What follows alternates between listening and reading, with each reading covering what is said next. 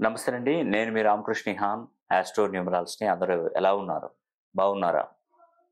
మరి రేపు సుదర్శన హోమం ఎంతమంది మరి పాల్గొంటున్నారు? ఎంతమంది చేయించుకుంటున్నారు? ప్రతి ఒక్కరికి నేను చెప్పే విషయం ఒకటేనండి. ఈ 2023 డిసెంబర్ 23వ తారీఖు అంటే రేపే సుదర్శన హోమం. రేపు సాయంకాలం 6 గంటలకు మేము మొదలు పెట్టబోతున్నాము.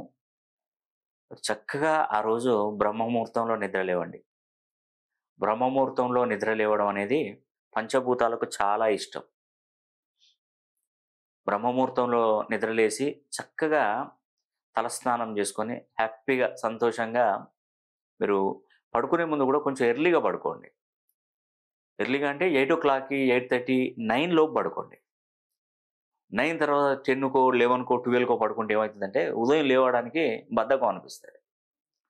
ఫ్రెష్‌గా ఉండాలి. ఆ రోజు 8 గంటలకు మనం 9 గంటలకు పడుకుంటే ఎర్లీ మార్నింగ్ మనకు 3:30 ప్రాంతంలోనే మనకు తేలికొస్తది.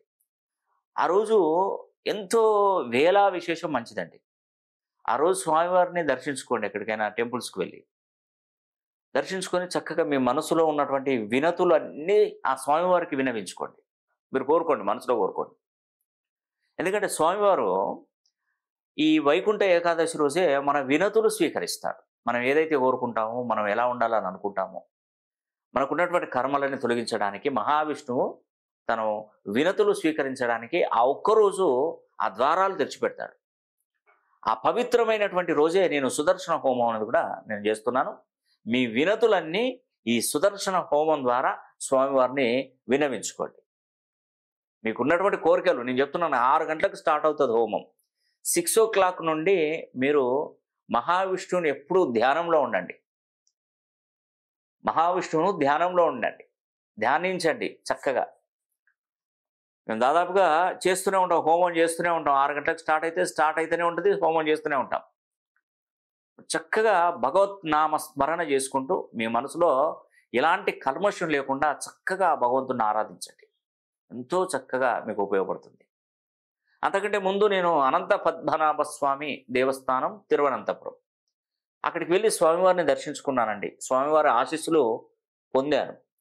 ఆశీస్సులు పొందిన తర్వాతనే ఇక్కడ సుదర్శన హోమం అనేది కూడా నేను పండితుల సమక్షంలో, నా సమక్షంలో జరిపిస్తున్నాను. కాబట్టి అవకాశం ఉంది కాబట్టి మీరందరూ తప్పకుండా ఈ సుదర్శన హోమం చేయించుకొని మీ గోత్రనామాలు పంపించినట్టయితే మీకు స్వామివారి నైవేద్యంగా పెట్టినటువంటి కుంకుమ ప్రసాదాలన్నీ కూడా మీకు ఇంటికి పోస్ట్ చేస్తాం.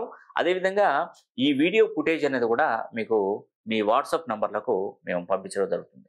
ఈ అవకాశాన్ని ప్రతి ఒక్కరు సద్వినియోగం చేసుకోవాలని కూడా మనస్ఫూర్తిగా కోరుకుంటూ సెలవు తీసుకుంటున్నాను. సర్వే జనా సుఖినో భవంతు.